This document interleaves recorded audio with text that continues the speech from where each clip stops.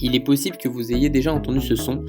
Si c'est le cas, vous avez peut-être déjà écouté l'introduction de ce podcast. Si c'est pas le cas, c'est pas très grave. Si par contre vous êtes intéressé pour écouter du football, pour écouter parler de football, du rôle d'analyste vidéo, notamment à l'Impact de Montréal, du football amateur, du foot dans le monde, dans le milieu professionnel, de projets sportifs dans les clubs de football, de voyages, de différences culturelles, que ce soit dans la vie ou dans le foot, entre le Canada et la France, vous êtes dans le bon épisode et c'est notamment ces différents sujets que je vais aborder avec monsieur Maxime Chalier. Donc mon invité, mon interlocuteur, plutôt un ami, parce que je ne sais pas encore, vu que je suis pas journaliste et spécialiste, je ne sais pas trop comment appeler la personne avec qui je vais échanger. Néanmoins, je vais pas le présenter parce qu'il le fera beaucoup mieux que moi. La seule chose que je peux dire, c'est merci beaucoup à monsieur Chalier. Il a notamment été une des premières personnes avec lesquelles j'ai partagé sur ce projet. Lorsque je lui en ai parlé, d'échanger avec lui, il m'a dit pourquoi pas. Dorénavant, c'est suffisant pour moi pour me lancer. Ça a été un régal pour moi. Ce que je souhaite, c'est vous donner juste un petit conseil avant de démarrer le podcast. Le podcast peut paraître long, et ça va pas être le seul. Donc, si jamais vous démarrez avec les podcasts, n'hésitez pas à entrecouper votre écoute, c'est-à-dire à l'écouter peut-être plusieurs fois dans la journée, une demi-heure par là, une demi-heure le soir, ou alors peut-être sur plusieurs jours. Voilà, c'est le seul conseil que j'ai à vous donner. Ensuite, je vous souhaite une bonne écoute et j'espère que vous prendrez autant de plaisir à écouter que moi, que j'ai eu à échanger avec monsieur Maxime Chalier.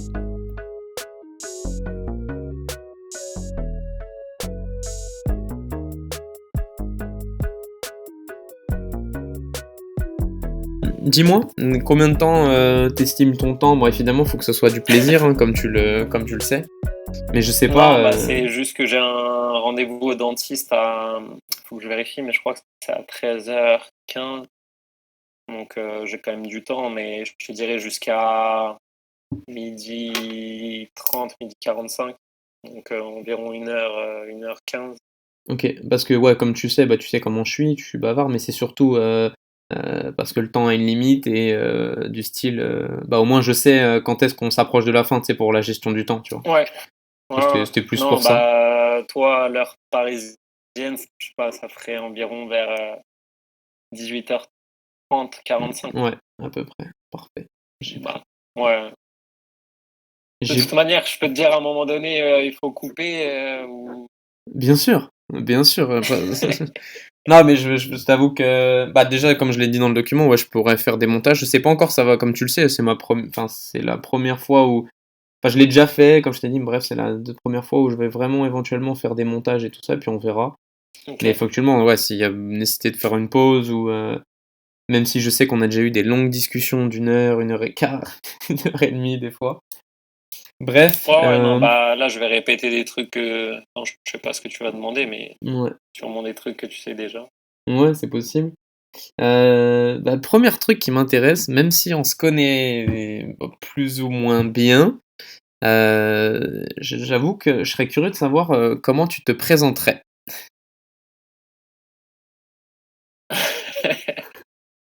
Mais genre présenter actuellement, je sais pas, c'est les questions. Ouais, libre. Vas-y, je sais pas, libre, tu sais, j'imagine et j'espère qu'il y a des gens qui vont écouter ce podcast. Et si t'étais amené à te présenter, comment tu le ferais? C'est libre à toi. Putain, c'est vraiment les questions méga compliquées. On va essayer de faire simple. Donc Maxime Chalier, 30 ans, actuellement analyse vidéo à l'Académie de l'Impact de Montréal depuis un peu plus de 14-15 mois maintenant. Au Canada depuis 6 ans, donc expatrié en partie au début grâce aux études et ensuite j'ai eu la chance de travailler dans un club de foot amateur qui m'a ensuite permis de rentrer dans un club de foot pro. Ça a commencé où? Genre, je vais me permettre de te couper quelques fois parce que finalement tout ça je le connais pas. Mais en gros, c'est comment ça a commencé.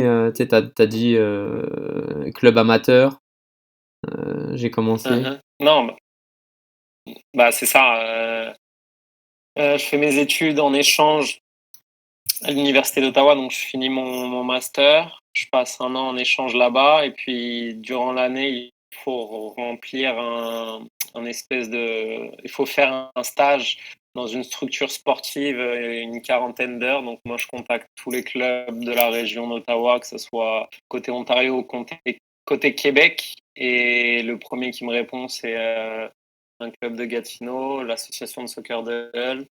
Donc je rencontre le directeur technique qui me propose de faire quelques heures de coaching avec leur académie d'hiver. Et ensuite, il m'a proposé de coacher une équipe l'été pour un niveau compétitif. Et après cette expérience-là, il me propose un contrat à temps plein l'année suivante. Donc ça s'est passé comme ça, dans ce club-là.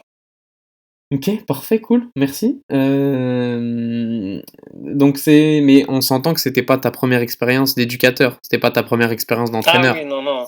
Non, non, et puis à la base, c'était pas du tout dans les plans de rester au Canada. Enfin, quand je suis arrivé en tant qu'étudiant, l'objectif, c'était vraiment finir mes études et puis surtout de vivre une nouvelle expérience, découvrir un nouveau pays, mais j'avais pas du tout en tête l'idée de rester vivre ici et de travailler dans le monde du foot au Canada. Euh, pour être tout à fait, comment dire, euh, honnête, je pensais pas qu'il y avait moyen de vivre, voilà, au Canada. Je pensais pas qu'il y avait beaucoup d'emplois dans le monde amateur, donc c'était pas un objectif. Et non, l'expérience d'éducateur, ça a commencé quand j'avais 17 ans. 17 ans, 18 ans, j'ai commencé à coacher des poussins à l'époque, donc des U9, U10. Et c'était dans la région parisienne. C'est arrivé, si je dis pas de bêtises, parce que après ma première année de STAPS, pareil, il fallait faire un stage et dans une association sportive. Donc c'est là que je me suis tourné dans mon club où je jouais en tant que joueur amateur. Et puis voilà, j'ai commencé à coacher, à être éducateur C'était où? à partir de ce moment-là. Au Perreux-sur-Marne, Ouais, non, on veut à des noms, on l'ASF veut Le des Perreux. noms. Ah non, Ouais. ah c'est OK, c'est ouf. OK, mais ça veut dire, en fait, tu étudiant, tu as un stage à faire, tu te lances dans, enfin, un peu le bénévolat, le stage, en tant qu'éducateur ou ou c'est en tant qu'éducateur, tu sais, ça t'a orienté vers STAPS? Non, rien à voir, c'était plutôt l'inverse?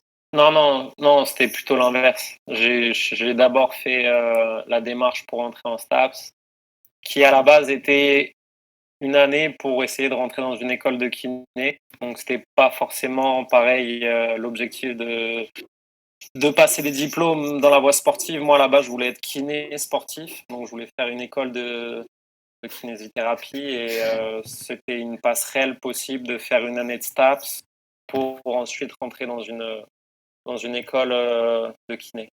OK, tout ça, Donc tu vois, je le savais pas. ouais, OK, le non plan, c'était mais pas du tout de se retrouver, au Canada, non, non, non, non, non, clairement pas. Non, le plan à la base, c'est de travailler D'accord. dans le foot pro. Et donc moi, l'idée, c'était, je sais pas d'où c'est venu, mais j'ai toujours une attirance pour les gars qui étaient kinés. Et je me dis, c'était un moyen assez, peut-être pas simple, mais un moyen peut-être plus rapide de rentrer dans un staff professionnel que en étant coach ou préparateur physique ou d'autres postes. Donc voilà.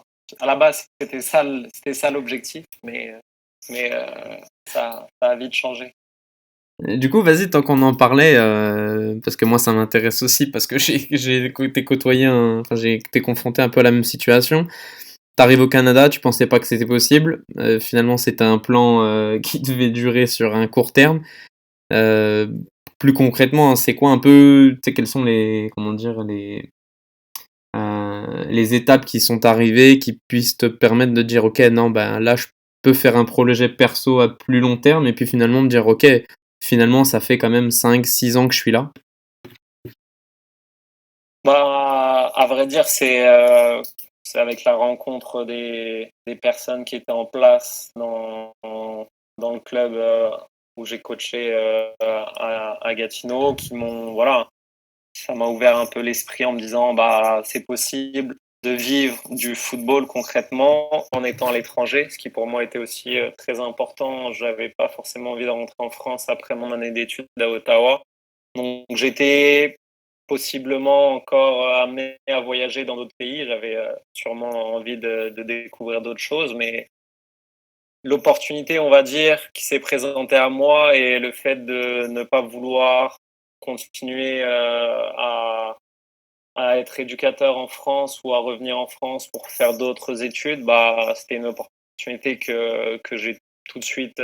J'ai même pas réfléchi quand on m'a proposé en fait ce poste-là. J'ai dit oui sans hésiter. Et puis avec le temps, au final, il y a aussi le côté administratif où on se dit bah c'est sûr que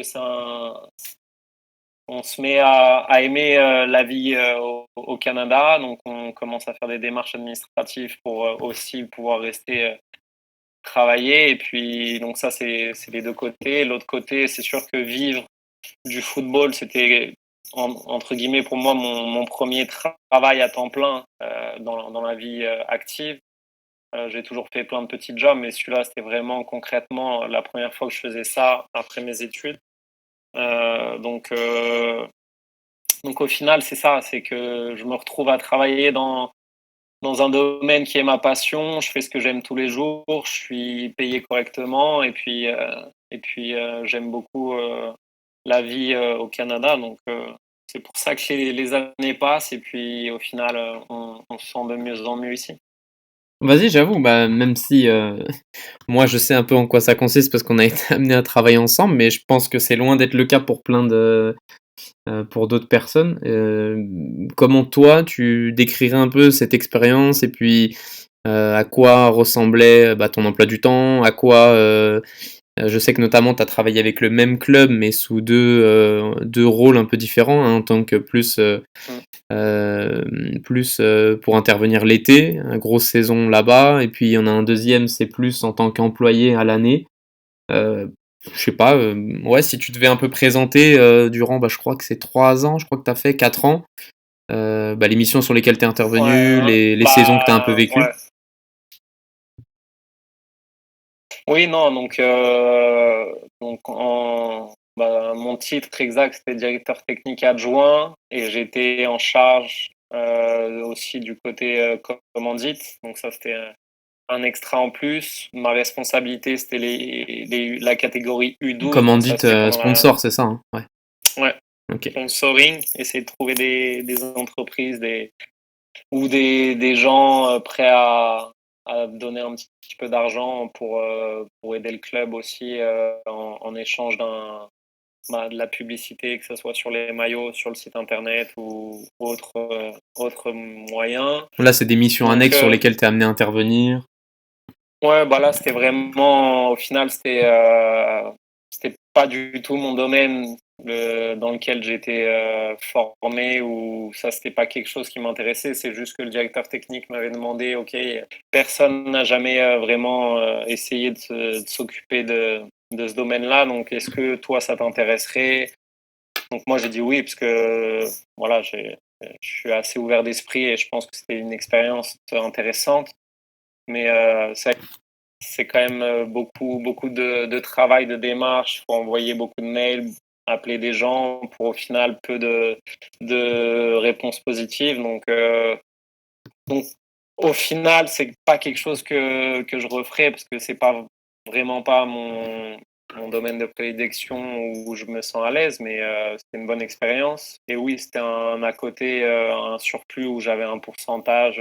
Si j'arrive à ramener des sponsors en plus, évidemment, ça s'ajoutait, je touchais un petit pourcentage sur les montants potentiels. Moi, du coup, je t'ai coupé, désolé, mais ouais, c'était plutôt pour faire la petite aparté.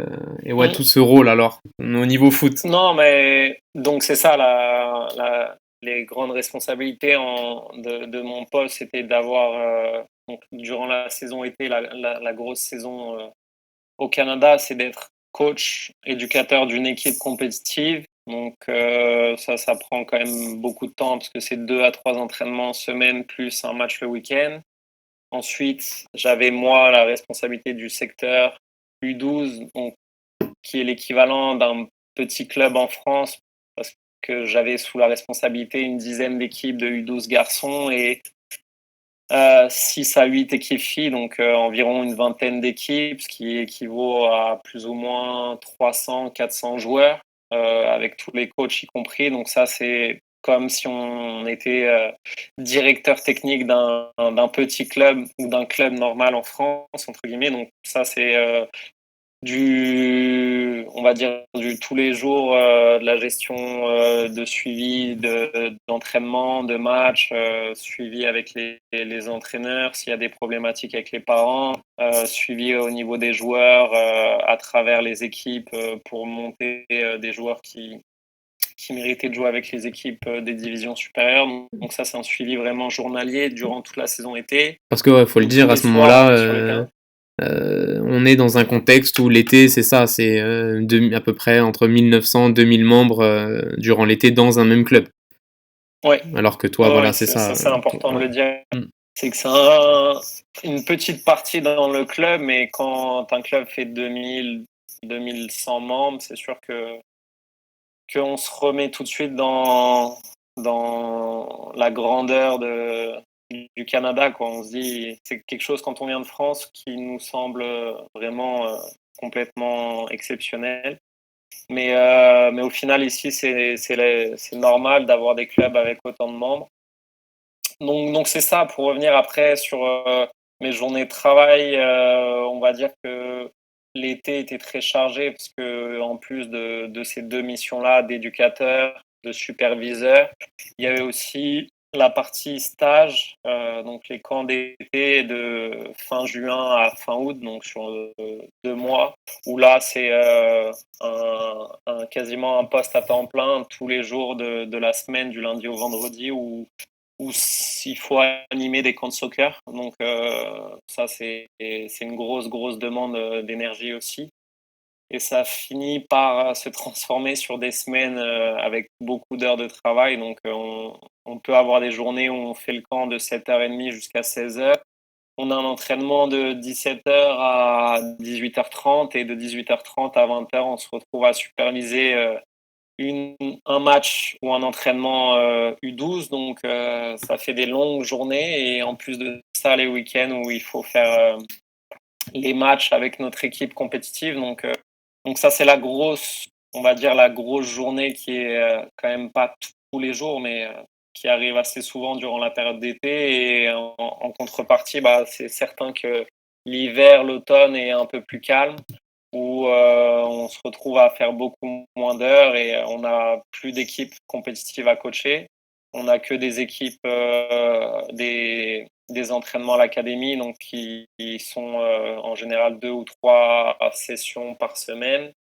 Donc on se retrouve à avoir des journées beaucoup plus calmes, beaucoup plus tranquilles et en général le matin, à part un meeting ou peut-être un rendez-vous, on a nos matinées libres et l'après-midi, bah, on va avoir, dépendamment avec qui on intervient, on peut aussi intervenir dans des écoles pour faire du parascolaire ou avec un sport-études pour là être coach, entre guillemets, intervenant extérieur sur la demande du responsable du sport-études. Donc ça, c'est encore des contrats qui sont annexes à celui de mon club, mais c'est ça, une journée, on peut très bien avoir 1h30 un entraînement le soir, comme on peut rien avoir du tout. Donc ça, c'est vraiment une différence notable là-bas, c'est qu'il y a vraiment les 2 saisons pour les joueurs et pour les gens qui travaillent dans le soccer, c'est un petit peu ce sentiment-là.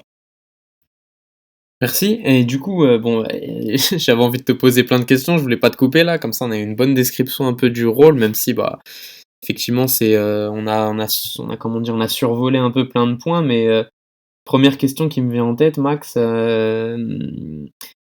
toi qui as côtoyé un peu le football en France, notamment bah, en région parisienne, t'es amené à intervenir rapidement dans une structure bah, au Canada, plus spécifiquement pardon, au Québec.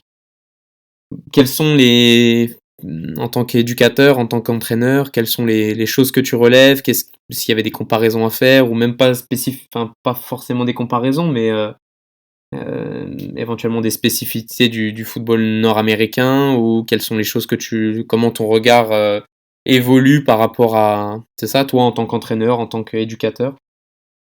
Je dirais la première chose, c'est que sur le terrain, il n'y a pas forcément de différence. Ça reste le même sport, les mêmes règles, voilà, par la qualité des joueurs, mais on reste sur le terrain sur vraiment les mêmes choses. Par contre, la différence pour moi, elle a été à l'extérieur, tout ce qui est l'environnement. Je me souviens des premières semaines où j'entraînais et quand tu arrives sur un terrain et qu'il n'y a pas de vestiaire, tu vois les joueurs qui se changent sur le terrain même. Même pour toi, coach, c'est quelque chose qui t'a jamais, comment dire, t'as jamais. T'avais jamais fait attention à ce détail-là. Mais c'est surtout en fait en France, on était tellement habitués à avoir Exact. cette habitude-là d'arriver, on se change au vestiaire, le coach, l'entraîneur, l'éducateur parle pendant les matchs ou les entraînements. Il y a toujours cette intimité-là du vestiaire qui, au Canada, n'existe pas. Donc, ça devient un petit peu un outil en moins. Donc, les joueurs arrivent, très souvent, ils arrivent juste avant l'entraînement, 5-10 minutes, juste le temps. Beaucoup même arrivent déjà habillés parce qu'évidemment, il n'y a pas tous les joueurs qui ont envie de se changer en caleçon sur le terrain devant tout le monde. Donc, la plupart des joueurs, du coup, arrivent déjà habillés. Ils ont juste à mettre leurs chaussures. Mais ça, l'environnement avec les parents, en France, il y avait des interactions avec les parents, mais je dirais beaucoup moins par mail. C'était un peu plus direct où voilà, les parents, il y avait Ouais, sur le un bord du échange terrain, verbal. ouais.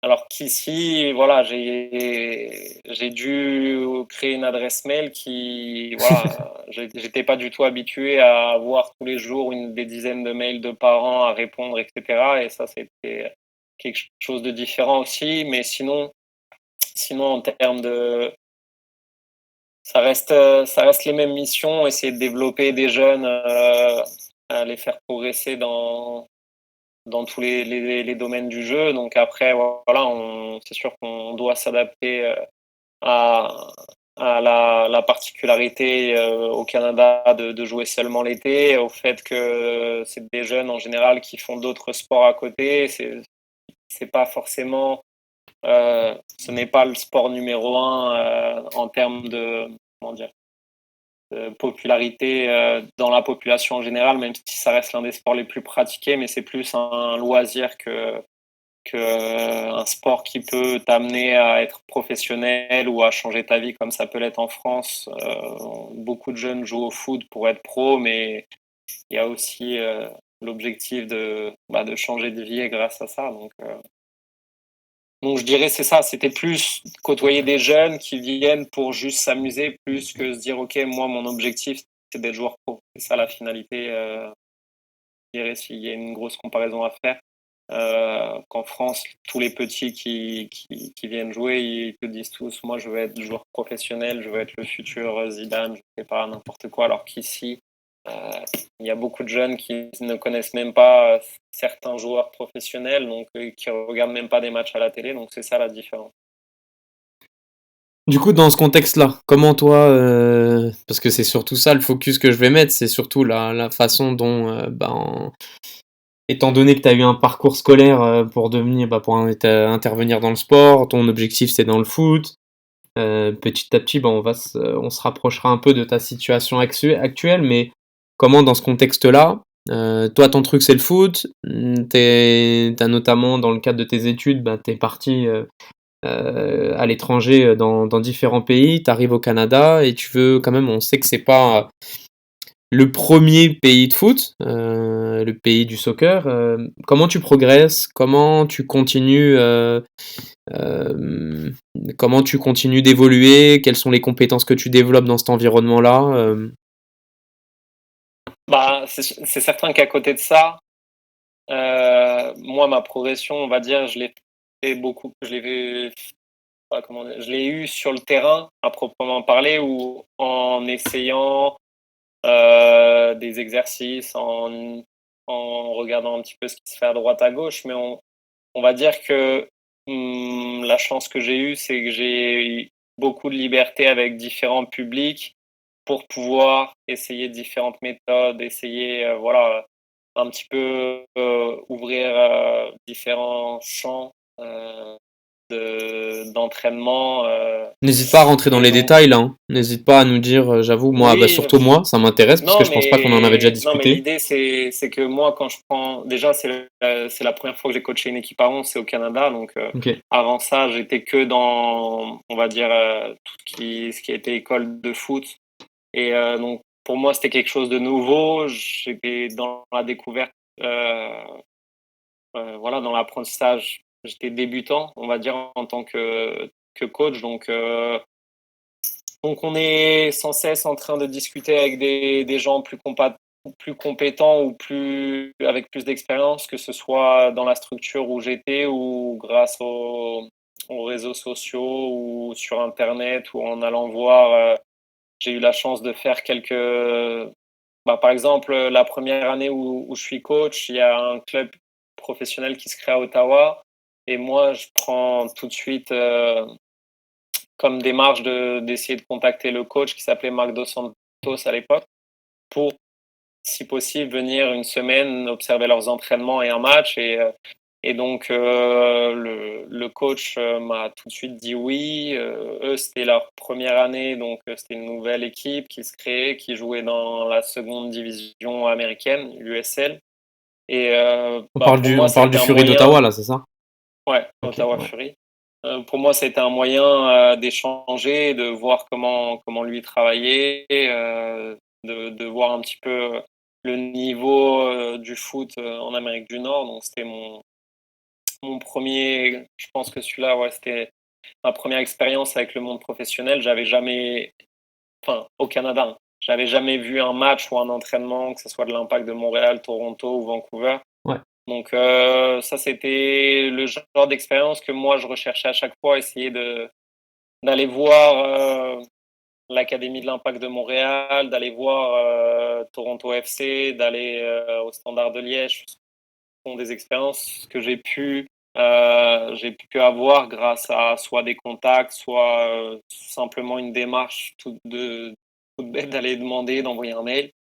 Et c'est vrai qu'on se dit toujours, bah, c'est un milieu qui est pas forcément ouvert, c'est un milieu où on peut pas forcément rentrer. Et puis au final, j'ai eu quand même beaucoup de réponses positives. Donc après, c'est simplement de faire le suivi, et puis de compléter la démarche en allant au bout des choses et en se rendant sur place, même si au début il y a une appréhension parce que tu es tout seul, tu arrives, tu vois, tout le monde te regarde, c'est qui lui, qu'est-ce qu'il vient faire. Donc c'est toujours un petit peu épié, observé d'un coin de l'œil, parce que beaucoup de gens pensent que tu viens peut-être prendre leur place, mais après deux, trois échanges, tu sens que les gens, dès qu'ils comprennent toi ta démarche personnelle, qui est simplement de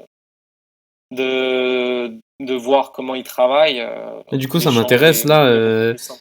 Bah c'est ça, toi qui as tendance à ouvrir un peu des portes qui sont entrouvertes et qui n'hésitent pas justement à être avenant par rapport à ça.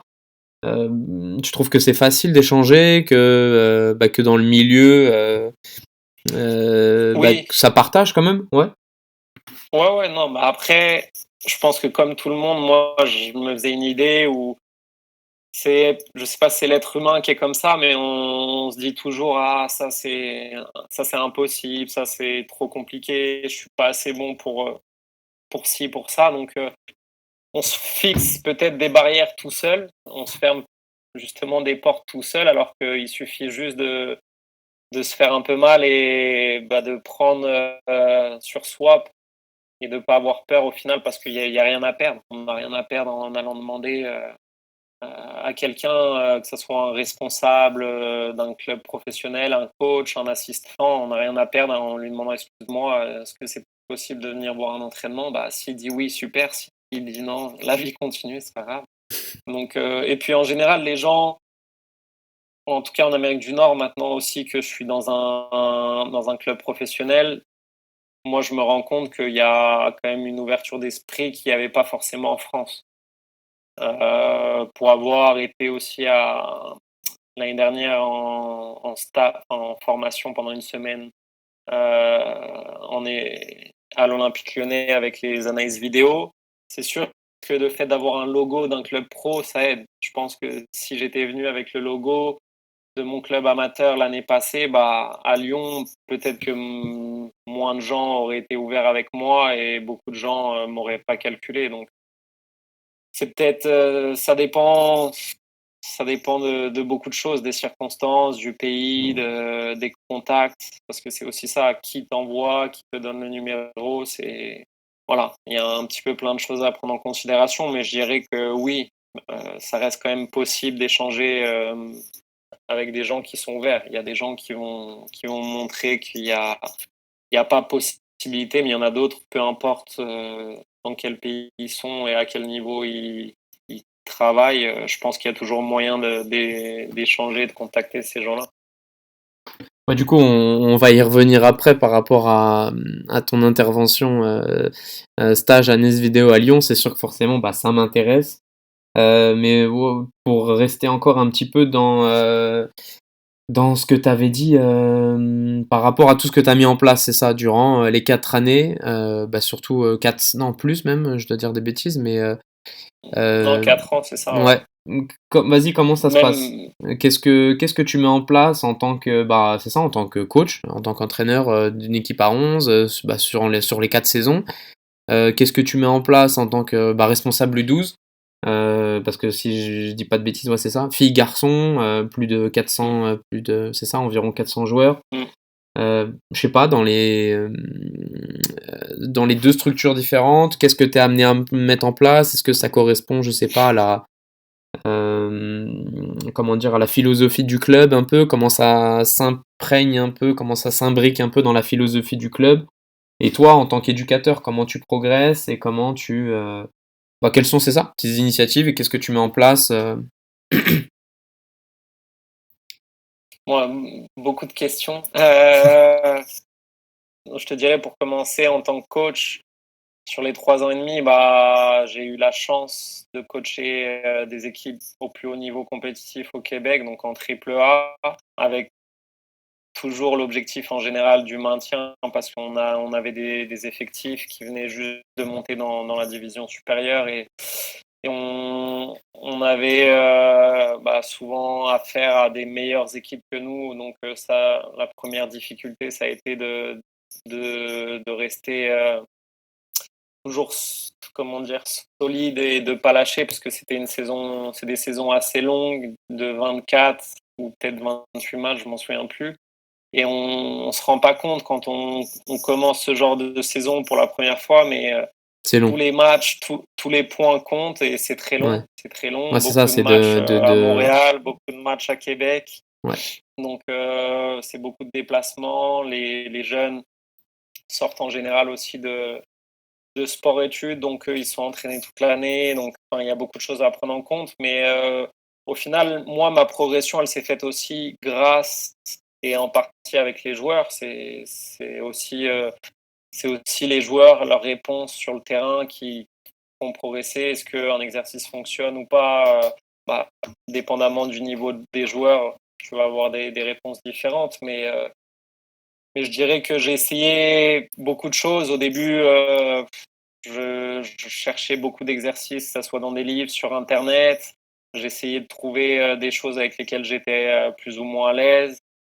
J'ai essayé de prendre des notes, je notais toutes mes séances pour avoir à la fin de l'année vraiment un suivi et je pouvais reprendre toutes les séances pour les années d'après. Déjà, j'ai essayé de me dire, OK, bah, cette année, si je prends toutes les séances où ça a bien fonctionné, où il y a une progression, etc., bah, je me dis qu'avec le temps, je vais être moi coach mieux dans l'exercice ou dans la situation ou dans le jeu que j'ai mis en place. Et puis après, je pourrais l'améliorer avec des consignes, des variantes différentes. Donc, l'idée principale, c'était ça. C'est au début, toucher un petit peu à tout ce qui se faisait en discutant avec d'autres éducateurs, d'autres coachs.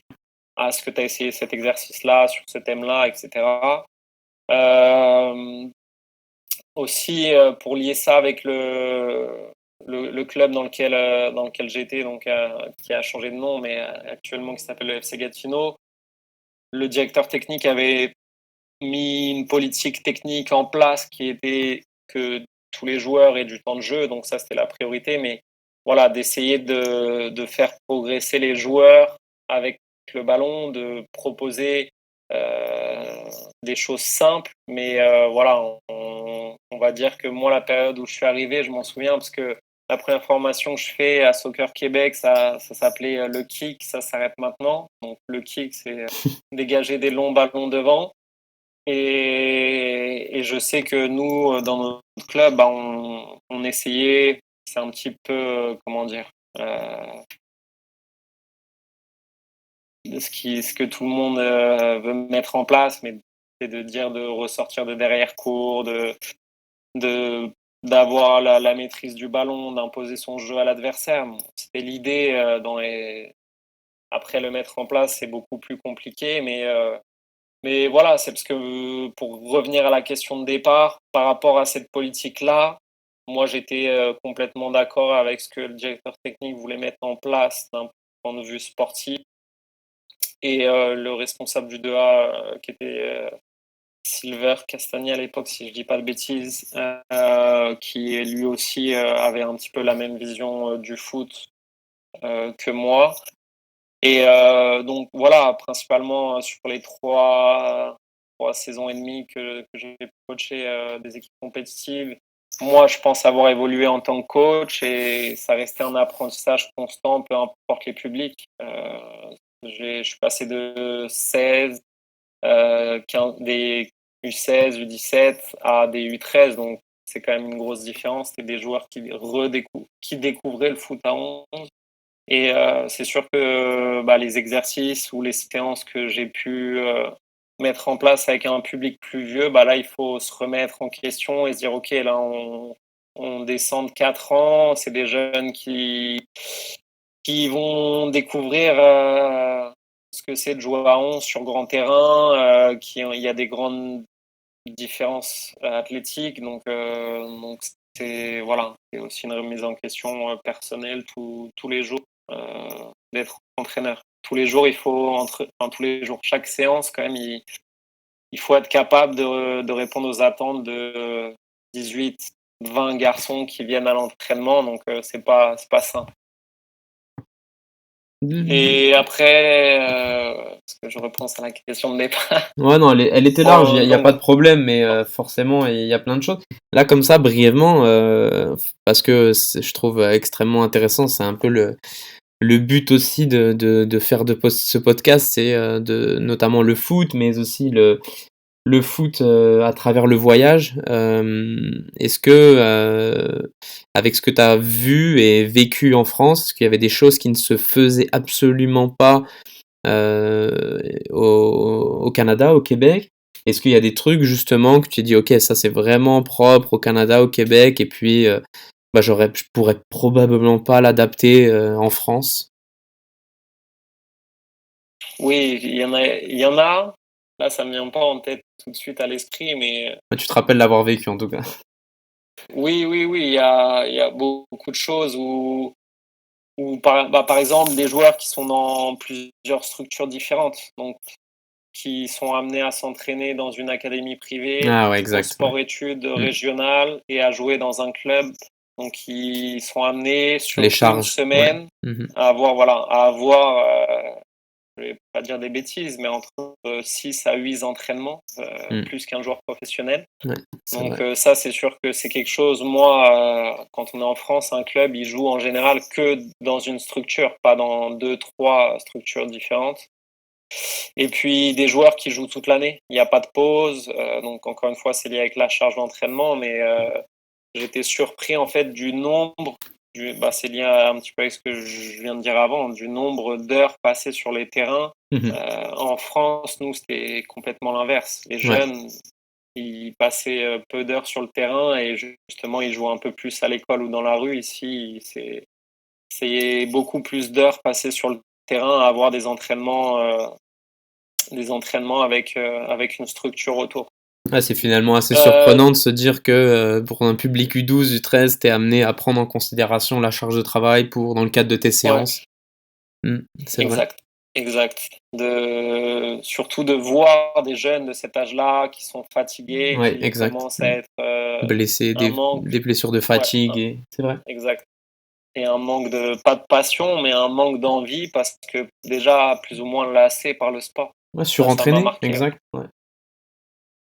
Après, d'autres choses dans l'environnement, oui, des parents qui assistent à tous les entraînements. Ça, c'est des choses C'est vrai. que j'avais pas forcément, que Moins j'avais vu en jamais France. eu à Ouais. faire.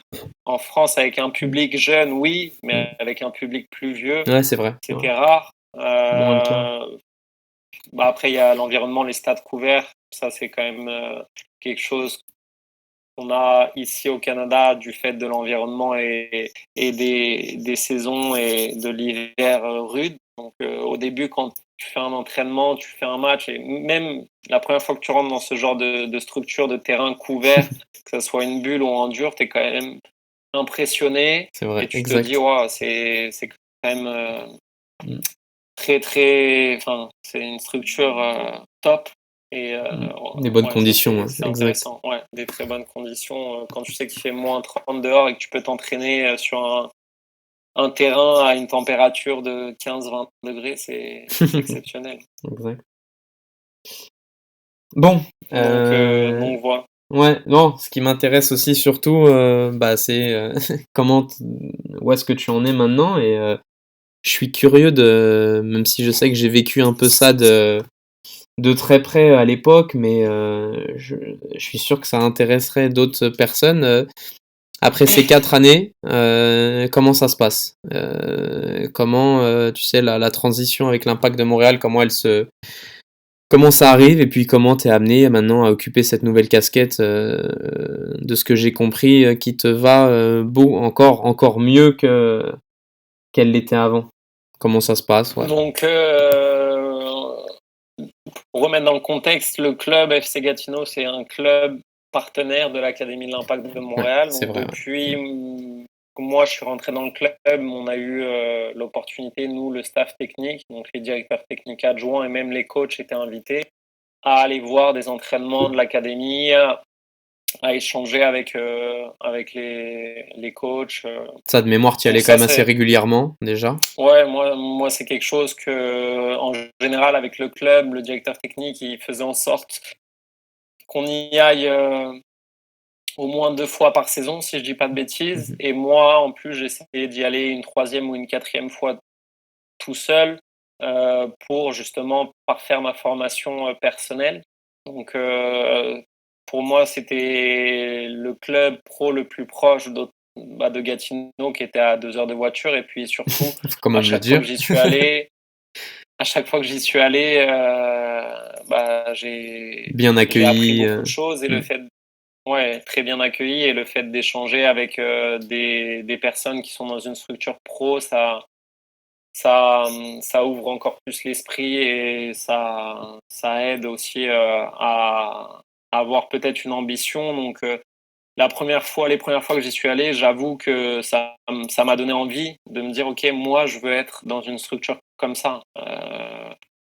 Donc voilà, avec le temps, des contacts ont commencé à se nouer. J'ai commencé à sympathiser avec quelques personnes du staff, mais ça, c'est pas du tout ce qui a engendré mon embauche. C'est plutôt au cours d'une présentation. Donc, si je remets dans la chronologie, c'était au mois d'avril 2018, donc l'année dernière, où on y va tout le staff pour assister donc, à une présentation le matin du directeur de l'académie, Philippe Lafroy. Il nous parle des statistiques qu'ils ont fait sur les buts marqués sur coup de pied arrêté.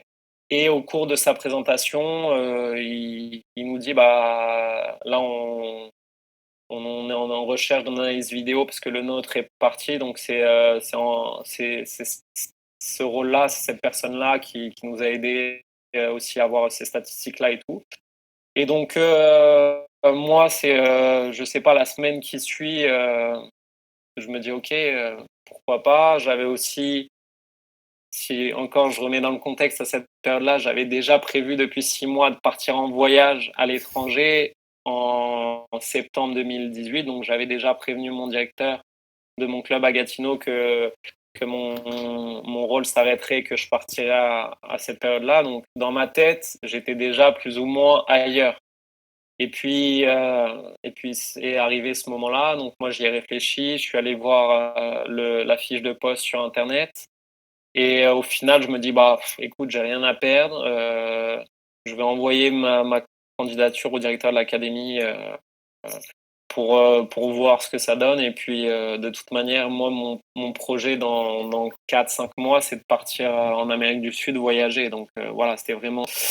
Donc j'envoie un mail avec mon CV, il me répond, il me dit: «OK, la responsable des ressources humaines va te contacter», et au Sachant qu'on final, s'entend, Max, je me permets de te couper, je remets aussi les choses dans leur contexte où, dans l'ancien club, du FC Gatineau notamment, tu étais celui qui était le plus, confronté à la vidéo. Que ce soit que c'était de filmer des oui, matchs, que c'était, ouais, ouais, en ouais. étant, coach assistant, je me souviens bien, sur l'équipe première, en PLSQ, tu étais déjà aussi sur la prise de vidéo, d'analyser certaines séquences, il y avait quand même, un certain intérêt pour ce type de rôle dans un staff, si je me souviens bien. Ouais, non, non, c'est vrai, c'est moi au club. Je pense que, à Qui a chaque amené fois qu'il y avait ça? un coach Ouais. qui m'a Mm. demandé de filmer un match à Gatineau, j'avais acheté justement moi personnellement une caméra pour Mm. filmer mes matchs Trépied et compris. pas tous les matchs, mais voilà, les Mm. quelques matchs que j'ai pu filmer à Gatineau, c'est sûr que c'était un début, une initiation à la vidéo. Mm. Et puis, donc, c'est ça, pour revenir à l'embauche, à l'Impact, au final, une semaine après que j'ai envoyé mon CV, je passe un entretien avec le directeur de l'académie et un coach et le recruteur. Et le jour même, donc ça dure 3 heures l'entretien, et en rentrant à Gatineau, il m'appelle, il me disait: «Ah, c'est bon, t'as eu le poste», etc. Donc, ça s'est fait en tout et pour tout en 10 jours, je pense.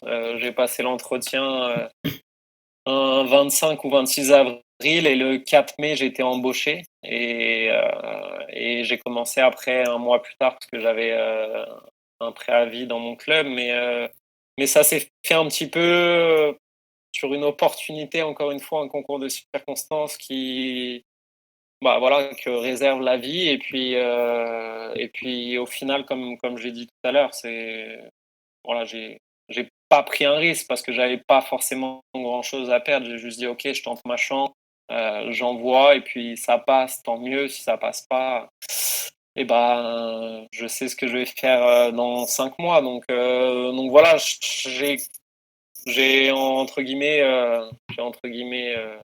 «ouvert une porte», Exact, comme tu as dit tout à l'heure. une nouvelle fois, c'est ça, une porte Non, entrouverte. Mais je m'en mais souviens, oui, ça oui, m'a c'est marqué. Te concernant, c'était pas la première fois, probablement pas la dernière, et puis tu rigoles, mais je m'en souviens bien.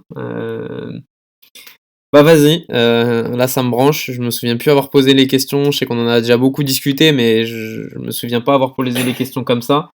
Vas-y, premier plaisir, première difficulté, je suis analyste vidéo d'un club professionnel, j'arrive à l'Impact de Montréal. Soit ouais, le contexte, tu peux nous l'expliquer, c'est sûr que ça m'intéresse aussi, même si je le connais un peu bien. Mais la partie technique surtout aussi, là, forcément moi ça m'intéresse de savoir un peu, c'est ça. Grosse difficulté, les routines, l'emploi mmh. du temps, comment toi, je sais que maintenant tu es extrêmement intéressé par ce que tu fais, comment justement tu arrives à alimenter cet intérêt, puis je sais que tu as énormément progressé déjà en plus d'un an et demi, et comment tu as mis ça en place? Non, pour revenir, c'est ça, sur la première semaine, c'est sûr que je suis passé un petit peu par toutes les émotions. Donc quand je commence, évidemment, beaucoup d'excitation d'arriver dans un environnement professionnel, pour moi qui viens, du monde amateur. Et comme je le dis souvent, et comme je le disais à l'époque, il y a 2 semaines, j'étais encore sur un terrain avec des U12 filles qui sont débutantes, donc sans leur porter offense. Mais c'est sûr que là, je me retrouve à être dans le même bâtiment que les professionnels. Donc je passe dans le couloir et je croise Rémi Garde et je me dis, OK, c'est vraiment la réalité. Et donc tout de suite, je suis mis à contribution. Donc le directeur de l'académie, Philippe Lafroy, qui est aussi coach des U19, me demande le mardi au cours du meeting hebdomadaire que le staff technique de l'académie a, de faire la séance vidéo des U19 le vendredi pour, euh, pour faire un retour sur leur match qu'ils avaient fait le week-end passé à New York. Donc là, j'ai 3 jours pour voir un match que j'ai pas vu, voir un match, apprendre à connaître les joueurs, à savoir qui est qui et à présenter le vendredi devant des joueurs que je connais à peine, Et et te de faire une familiariser séance avec vidéo. les outils aussi, ouais. Ouais, c'est ça, et de faire une séance vidéo avec un logiciel que je connaissais pas depuis, avec lequel j'ai jamais eu l'occasion de travailler. Donc ça a été beaucoup, Avec beaucoup lequel, là, tu de. travailles? Quand je suis arrivé, c'était avec SportsCode. Ok. Donc c'était le logiciel qu'avait l'académie. Mhm. Et c'est un logiciel qui est, je pense, le plus utilisé dans le monde professionnel Mhm. et le plus reconnu. Donc c'est ça, c'est découvrir un petit peu tout cet environnement-là. Aussi, j'avais accès à Instat, qui est une base de données avec tous les clubs du monde et tous les joueurs, où il y a aussi l'analyse de nos matchs de l'académie. Ça, faut avoir un J'avais accès accord. particulier, je pense. Oui. Ouais, c'est un accès privé payant. D'accord. Donc l'académie Il faut être un club pour avait pouvoir tout l'avoir? simplement payé. Non, non, non. D'accord. Tu peux être un Toi, particulier tout le et... monde, ouais, tout le monde peut y avoir accès. Après, à tu condition de payes en payer, ouais. fonction de ton accès. Donc nous, par exemple, on avait dans notre accord un accès sur 5 clubs professionnels qui avaient été choisis par le staff technique. C'était Barcelone, Liverpool, Manchester City, Paris Saint-Germain, Atlético Madrid. Donc ça me permettait à moi d'avoir accès à toutes leurs statistiques, toutes leurs vidéos. Je pouvais récupérer tous leurs matchs, etc.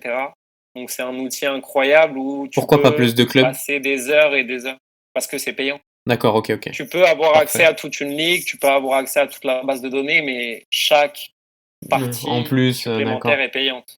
Ok, Chaque match que toi tu veux analyser, que tu leur demandes d'analyser, ok. ça coûte cher. Donc ça, c'est des outils dans le monde amateur qu'on connaît pas et que voilà, pendant une semaine, j'ai dû me familiariser avec plein de choses que je connaissais pas, avec tout l'environnement, tout le staff, tous les joueurs. Donc oui, beaucoup d'émotions. Moi, j'ai aussi eu la chance d'arriver dans une période où c'était la fin de saison, donc la partie un petit peu des playoffs, etc.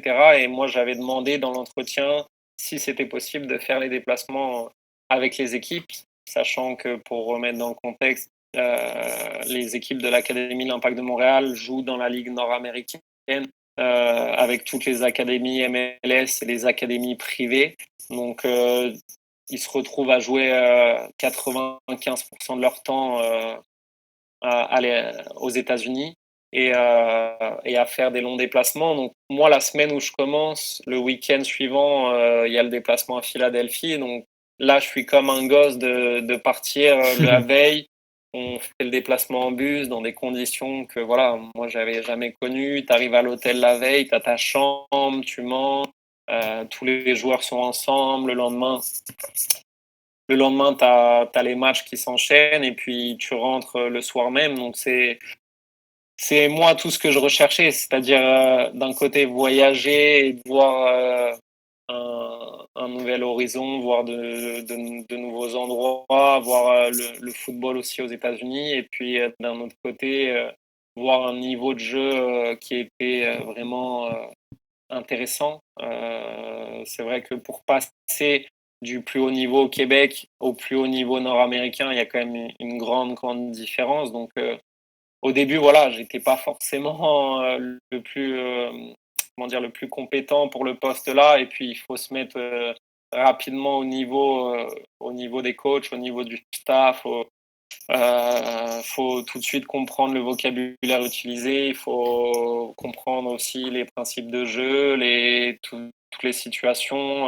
Donc il y a beaucoup d'informations à prendre. Et donc moi, pour finir rapidement, je commence si je dis pas de bêtises, fin mai, le 28 mai, et je me retrouve donc à partir avec les équipes au play-off mi-juin à San Diego pendant 10 jours. Et j'ai la chance, donc là, mon rôle précisément, c'est de faire que de l'analyse d'adversaires. Donc moi, j'ai accès à toutes les vidéos des équipes américaines.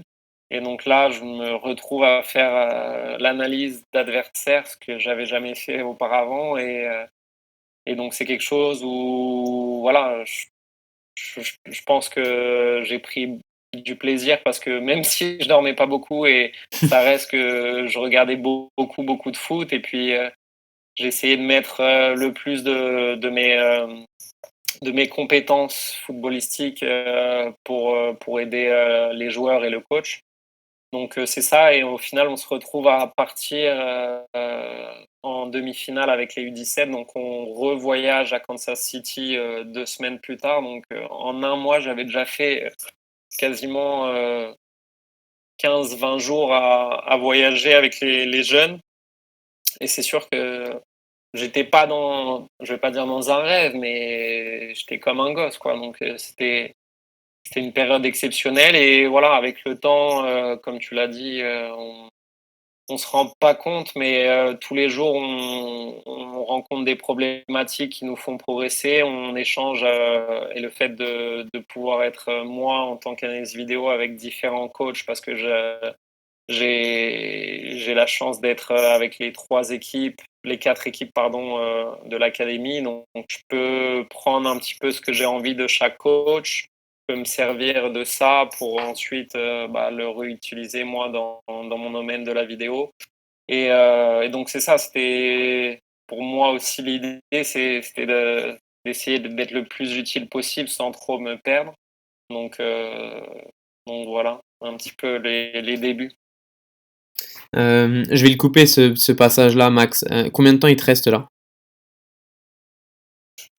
30 minutes. Oh, on est large! On est large. Ok, parfait, cool. Bah vas-y, je voulais pas t'arrêter parce que t'as dit rapidement, j'avais cru que t'étais sur la fin, mais c'est pour ça que je te demande. Mais je couperai là, cette partie-là, y a pas de problème. Oh, y a pas de souci. Vas-y, rentrons un peu plus dans les détails, parce que c'est ça que j'aime bien. Vraiment, que ce soit d'un point de vue technique, où tu as parlé de la première présentation, la première analyse vidéo du week-end, encore plus concrètement. Voilà, si tu devais te remettre, comme on l'a réutilisé plusieurs fois, un peu se remettre dans le contexte, parce que c'est ça. Vraiment les premières sensations, les premières difficultés, qu'est-ce que tu mets en place, quelles sont les premières idées qui te viennent, qu'est-ce que peut-être au bout de 2-3 semaines tu dis non, peut-être que j'aurais peut-être pas dû faire comme ça, quelles sont les routines que tu mets en place, parce qu'on sait que là il y a énormément d'adrénaline et que après on y reviendra progressivement parce que ça fait déjà 1 an et demi, beaucoup de choses se sont passées, puis on verra par la suite après comment t'as. Parce que je sais qu'on a discuté il y a pas longtemps, que tu as un peu modifié, tu veux te relancer là sur une nouvelle saison, peut-être à évoluer un peu ta manière de fonctionner aussi bien avec les coachs qu'avec les joueurs. Je pense que tu as à peu près compris ma question. Ouais. Non, oui, c'est sûr que ça a beaucoup évolué, mon rôle et mes fonctions. Je te dirais, les premières semaines, moi, j'étais un petit peu dans l'attente que les coachs de chaque équipe viennent me demander un petit peu qu'est-ce qu'ils voulaient, qu'est-ce qu'ils attendaient de moi, plutôt parce que moi, je ne savais pas trop justement qu'est-ce que je pouvais leur apporter en débutant dans ce domaine-là. Donc au début, comme je l'ai dit, c'était de l'analyse d'adversaires. Et puis c'est ça, la première difficulté, c'est que donc moi, je prépare, voilà, une anecdote. Je prépare l'analyse d'un adversaire pour les playoffs, pour les U19. Donc c'était Los Angeles Galaxy.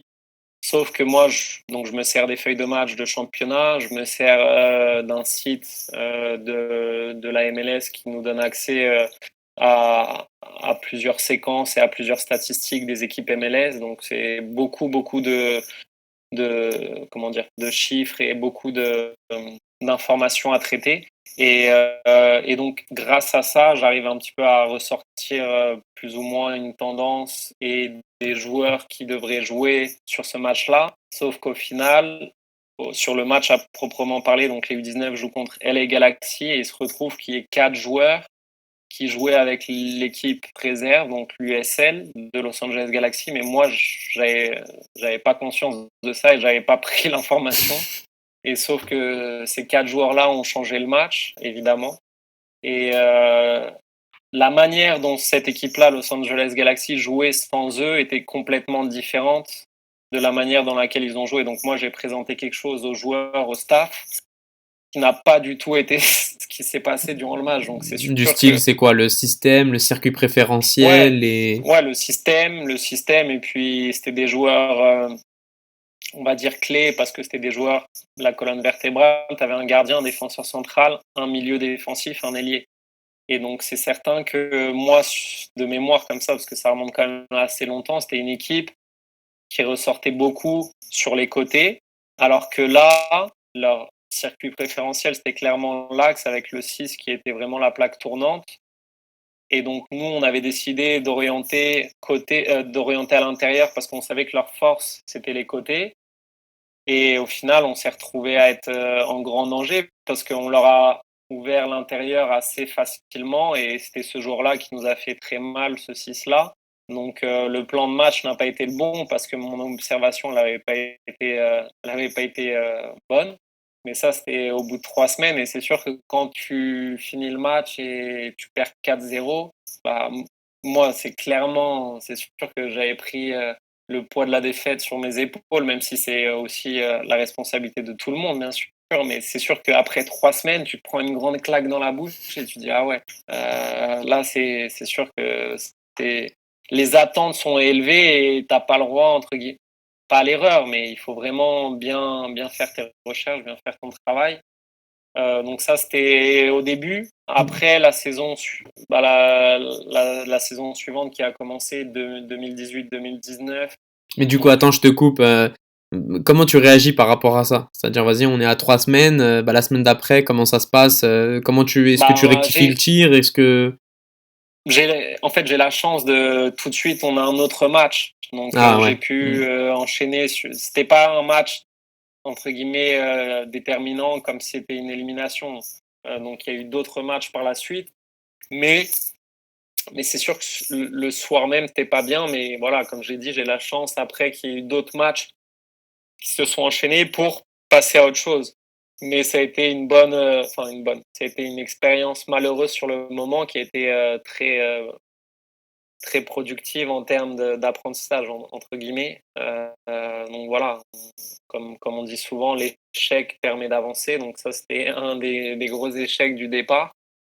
Et donc voilà, après la suite, donc sur la saison, ma vraie première saison, donc j'avais pas vraiment une approche précise. Parce que là, oui, la j'étais saison est plus là. différente, c'est ça. Quand t'arrives, toi, mois Moi, de quand juin, j'arrive, c'est la fin de saison. Exact, ok. C'est la fin. Ouais. C'est les Contrairement à l'ancien playoffs. club qui était Voilà. de mars à septembre, C'est octobre, ça. là, le Impact de Montréal s'est ajusté sur un C'est autre des saisons calendrier. comme en Europe. Ok, c'est vrai. C'est de août à juin. Exact. Donc, c'est vraiment les mêmes saisons qu'on peut retrouver en Europe. Et donc, voilà, la seconde saison, donc je me dis, OK, moi, mon rôle, c'est d'être avec un petit peu tous les coachs et d'essayer de plus ou moins implémenter, comment dire, pas implémenter, mais tu couperas ça, hein. Intégré, de ouais. plus ou moins mettre en place la Mhm. vidéo avec toutes les équipes, d'éduquer un petit peu les joueurs à ce qu'ils aient vraiment la volonté de regarder leur match et d'en tirer des choses, que ce soit positives ou des choses à progresser, à améliorer. Donc, la première des choses, je dirais, c'est de mettre en place, d'utiliser un logiciel qui puisse permettre aux joueurs d'avoir accès aux vidéos, de pouvoir justement leur donner accès et de pouvoir créer une plateforme où on puisse échanger un maximum, donc pour que ce soit le plus simple et le plus efficace pour tout le monde. Sachant qu'il y a 80 joueurs à l'académie, je ne me voyais pas envoyer des vidéos à chacun par mail. Donc l'idée, c'était de trouver une plateforme qui permet justement d'avoir ce rôle-là. Et donc ça, c'est Hudl qu'on a utilisé, hein, une plateforme très reconnue qui appartient à SportsCode. Et donc ça, c'est une plateforme géniale pour moi parce que les joueurs avaient accès. Avant, non. D'accord. Mais moi, je leur ai donné accès. Et donc, quand je mets une vidéo en ligne, je la partage avec qui je veux. Je peux mettre des commentaires, je peux discuter. Et donc, ça permet d'avoir un accès à tout le monde, en fait, que ce soit au staff, aux joueurs, aux vidéos, sur leur application mobile, donc sur le téléphone, sur la tablette ou sur leur ordinateur. Ça, pour moi, ça a vraiment changé la donne. C'était la priorité, c'était de mettre ça en place parce qu'il n'y avait pas ça. Ensuite, ça a été bien accueilli en place. parce que je pose la question, il n'y avait pas forcément d'analyse vidéo, surtout à la structure jeune. Est-ce que facile, bien accueilli Ouais. D'accord. Ouais, non, c'est sûr que ça a été en tout cas, les joueurs ont été très, très réactifs. Et quand il n'y avait pas une vidéo qui était mise à jour, par exemple, ils jouaient le samedi et que le mardi matin, ils avaient toujours pas reçu la vidéo, tout de suite, ils me demandaient, coach, pourquoi il y a pas quand est-ce qu'il y aura la vidéo sur Hudl? Ok, les nouvelles générations joueurs, un peu, oui, friand un peu de ça, d'accord. Une génération très, très, très demandeuse d'images et Pourquoi qui adore ça. Vraiment. Pourquoi pour se mettre en lumière, pour se remettre en question, pour peaufiner, pour ajuster je pense que tout le monde, enfin, moi le premier, j'aime voir en tant que joueur, j'aurais adoré voir mes matchs.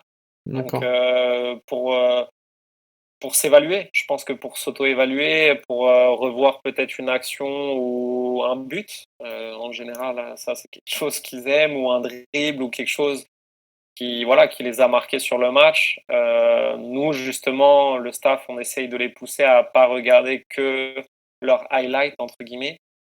On les questionne sur d'autres choses, on leur demande par exemple de regarder à telle minute comment ils évaluent le positionnement de leur partenaire sur leur ligne, s'ils sont défenseurs centrales, comment ils évaluent l'alignement de la ligne défensive, on essaye de les allumer sur des petites choses un peu plus collectives que seulement individuelles. En groupe, en one-one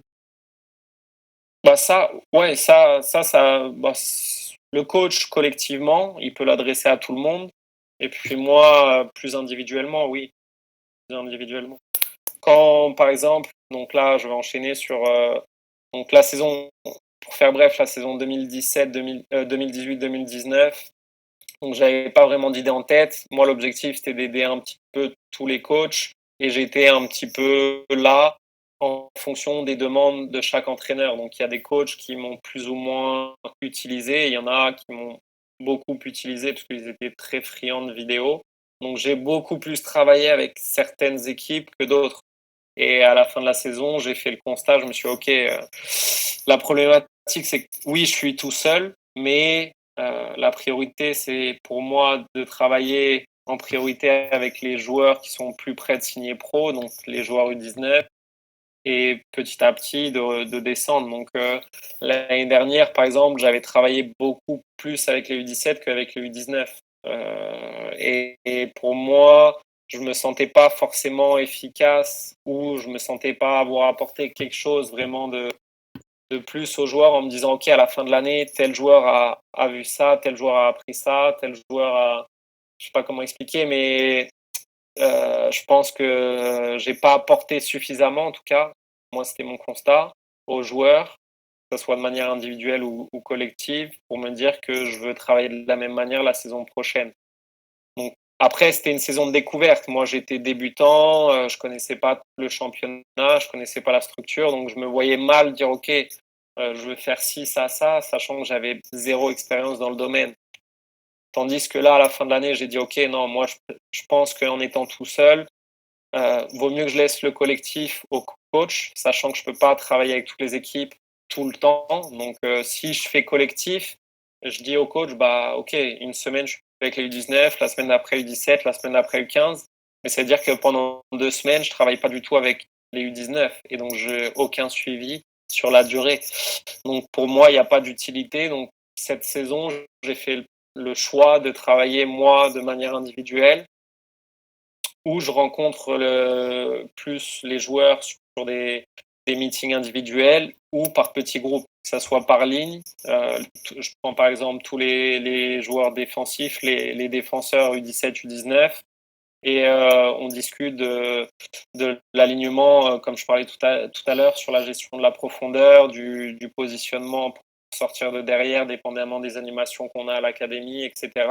Et donc ça, c'est des choses que moi, je veux mettre en place parce que je me suis dit, OK, et après avoir discuté avec tout le staff, hein, c'est pas seulement ma décision, mais c'est en ayant eu une discussion collégiale, entre guillemets. On est une académie, donc notre objectif, c'est de développer des joueurs. On n'est pas tout de suite dans l'objectif de résultat. Notre objectif, c'est vraiment le développement. Et si l'analyse vidéo, il s'occupe de faire l'analyse des adversaires, bah, concrètement, l'objectif, c'est le résultat. Il y a une perte de temps. Je veux dire, si je passe du temps plus à regarder l'adversaire qu'à regarder nos matchs et à passer du temps avec nos joueurs, c'est que on n'est pas là pour développer nos jeunes. Donc moi, c'est ce que j'ai dit. J'ai dit l'analyse de l'adversaire, je ne veux plus en faire. C'est une perte de temps, en tout cas, pour le développement de nos jeunes. Donc c'est à partir de ce constat-là que j'ai dit que je voulais vraiment faire un suivi individuel et que je voulais rencontrer beaucoup plus les joueurs, avoir un contact récurrent toutes les semaines, tous les mois avec le plus de joueurs possible, tout en priorisant les U19, ensuite les U17 et les U15, eux qui sont, on va dire, ceux qui commencent vraiment à travailler avec la vidéo, sachant que les U14, le seul travail que je fais avec eux, c'est juste de leur partager les vidéos. Et c'est le coach, Eduardo Sebrango, qui travaille beaucoup aussi avec la vidéo, qui s'occupe tout seul de présenter ça à ses joueurs. Comment tu... Ouais, du coup, tu as parlé de suivi avec les joueurs. Comment tu le matérialises? J'imagine que c'est sur la saison. Ouais, donc le suivi, là, par exemple, la saison a commencé au mois d'août, fin août, le premier match. Donc moi, déjà, la première chose, c'est j'essaye, dès que je peux, de coder le match en live pour éviter de perdre, pas de perdre du temps, mais éviter de devoir regarder le match à nouveau. Comme ça, c'est un gain de temps. Je regarde le match et je suis déjà en train de découper le match. Et donc, j'ai mes fenêtres de codification avec tous les joueurs. Pendant le match, hein. Ouais. Oui, pendant le match. Pendant le match, donc à domicile, je filme et je code en live. Et à l'extérieur, je ramène mon ordinateur pour aussi coder en live. Donc, comme ça, dès que je récupère la vidéo, j'ai déjà les séquences découpées. Et donc, du coup, le lundi, mardi matin... On s'entend que ça, c'est quelque chose que tu faisais pas au début. Hein. Non. Oui, non, ça, c'est quelque chose, évidemment, que j'ai appris, par exemple, en allant à Lyon pendant une semaine ou en échangeant avec les analystes vidéo. J'ai vu leur méthode de fonctionnement, comment ils utilisaient le logiciel. Et ça m'a apporté énormément. En une semaine, j'ai appris beaucoup de choses. Et d'ailleurs, ce qui est super, c'est que je continue à entretenir cette relation. Donc, on continue à discuter, OK, quel logiciel tu utilises, que ça soit pour, par exemple, faire des dessins sur une vidéo, quel matériel pour filmer les matchs, quelle nouvelle technologie, etc. Donc, c'est des échanges qui permettent aussi, dans le domaine de la vidéo, de se tenir au courant.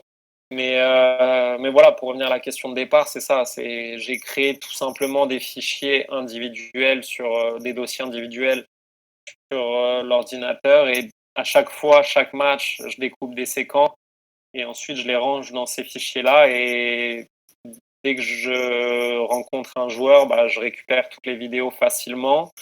Et c'est à leur demande, c'est à ta demande? Non, c'est moi, la demande du staff. Donc, par exemple, moi, je propose au staff, on a des meetings toutes les semaines. Je dis, OK, cette semaine, j'ai prévu de voir tel joueur parce que j'ai vu ça, leur montrer. Mais ensuite, évidemment que les coachs vont me dire: «Ah bah, j'aimerais que tu vois tel joueur parce que sur ce match-là, ça n'a pas été».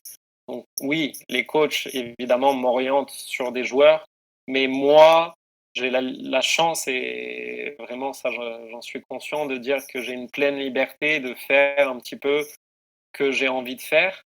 Après, là, je dois mettre en place une planification sur, un petit peu ce que je t'expliquais, le travail par ligne. J'appelle ça des packs, pack défensif, pack milieu de terrain, pack attaquant, ou sur la saison, ça va être, déjà, prévu à l'avance.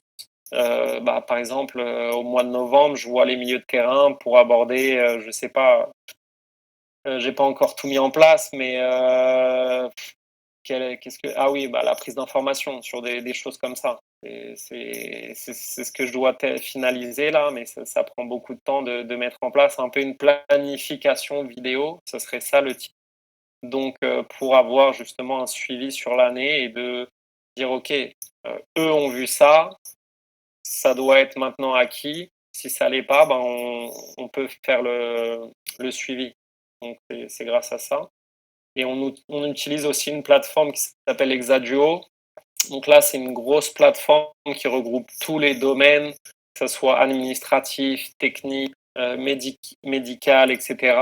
Et donc, tout le monde a accès à ce que, par exemple, une thérapeute fait avec un joueur. Donc moi, si je vais dans le dossier d'un joueur, je sais que lui, il a eu telle blessure, il est traité comme ça, il revient au jeu comme ça, il a joué tant de minutes, etc.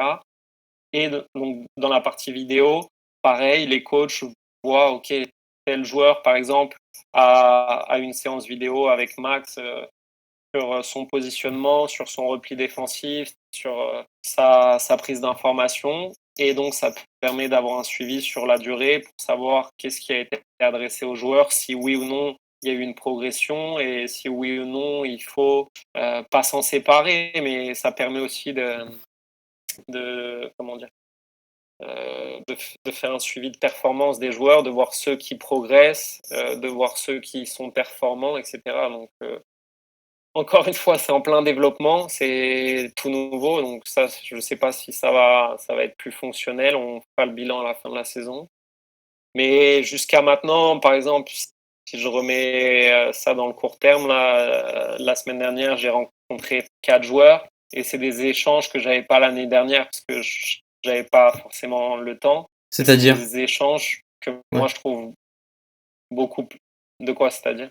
Oui, oui, non, les échanges. Ouais, ouais, non, vas-y, tu peux y aller. C'est des échanges, qui sont vraiment super instructifs parce qu'on est seul avec le joueur, ça dure une trentaine de minutes, on monte des Un images seul joueur, et une ça trentaine de minutes? ouais, c'est D'accord. ça.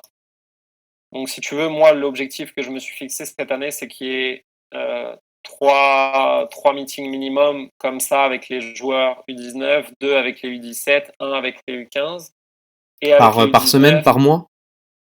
non, par saison. D'accord, OK. Donc ça peut paraître peu, mais sachant que je suis tout seul et que j'ai 60 joueurs Ouais, à bah, voir, je oui, peux bien pas sûr. dire. Mmh. Donc après, ça, c'est des meetings, si tu veux, qui sont, donc un peu moins fréquents. Mais après, il y a des meetings qui sont un petit peu, chaque semaine où là, je vais voir un joueur dans le vestiaire, je lui montre, avec mon ordinateur, je lui montre, 3 séquences et voilà, ça dure 4-5 minutes. Donc il y a des meetings formels et informels un petit peu. C'est ça la différence entre les 2 si tu veux. D'accord, ça, Et ouais. Si on devait parler d'une rencontre, parce qu'à un moment donné, tu as dit, par exemple, un coach, il souligne un point qui n'a pas été en match. Ça ressemble à quoi, brièvement, une rencontre de 4-5 minutes avec un joueur?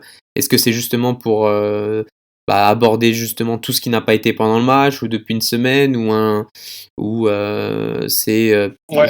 je sais pas. Non, non, ces rencontres-là, on va dire informelles, qui sont du day to day, genre en fonction vraiment du match du week-end, où le coach fait un bilan du match et là, après en avoir discuté, il me dit bah, j'aimerais que tu me montres ces 2-3 séquences à ce joueur-là. Donc ça, c'est vraiment des bilans, on va dire, hebdomadaires où juste on essaye de corriger sur le court terme ce qui n'a pas fonctionné. Après, moi, dans les meetings formels de 30 minutes et plus, là, j'essaye justement d'avoir vidéos de 7-8 minutes qui regroupent des grosses tendances. Donc, je sors par exemple 3, 4 peut-être phases de jeu ou que ce soit des domaines techniques ou tactiques qui, selon moi, sont importants pour ce jeune-là et qui n'a pas encore soit acquis ou qui doit progresser encore plus ou qui le maîtrise. Ça peut être du renforcement positif Ah aussi. d'accord, parfait, excellent. Donc c'est ça la différence un petit peu entre les deux sortes de meetings. C'est des meetings par rapport au match de la veille ou des meetings sur les 6-7 premiers matchs de la saison pour voir s'il y a une tendance. Ok. Moi, il y a un truc il y a une question qui m'intéresse, mais ça, c'est un regard très novice et je t'avoue que je n'avoir jamais posé la question. D'un point de vue extérieur, quand on pense à analyse vidéo, bon, c'est ce qui est mon cas, c'est, tu sais, on pense à l'analyse vidéo qui prend les statistiques après un match, et puis, tu sais, il y a de nombreuses statistiques qu'il transmet au coach, puis éventuellement, il fait une spécificité un peu plus globale, peut-être un peu plus de l'adversaire. Moi, ce qui m'intéresse, c'était comment dire, ton ressenti par rapport à ça. On sait que tu as pris la décision de te focaliser sur à l'interne parce que justement, c'était du temps de perdu et puis notamment, tu étais seul pour de nombreux joueurs. En fonction de l'idée que tu t'étais fait du poste et puis les missions sur lesquelles tu interviens maintenant, tu sais, comment tu te situes par rapport à ça? Est-ce que c'est d'une évidence? Peut-être pas parce que tu as fait évoluer ta fonction, mais est-ce que tu fais exactement ce que tu voulais ou est-ce que tu vas encore évoluer sur ton poste ou ça dépend si peut-être tu vas avoir... peut-être je sais pas si elle est précise ma question. Oui, précise, oui et non, mais pour revenir sur les statistiques, par exemple, la saison dernière, avec Instat notamment, on avait accès donc, aux rapports de match qui sont une trentaine de pages et des statistiques, t'en as mais des milliards, quoi. Tu peux tout comptabiliser.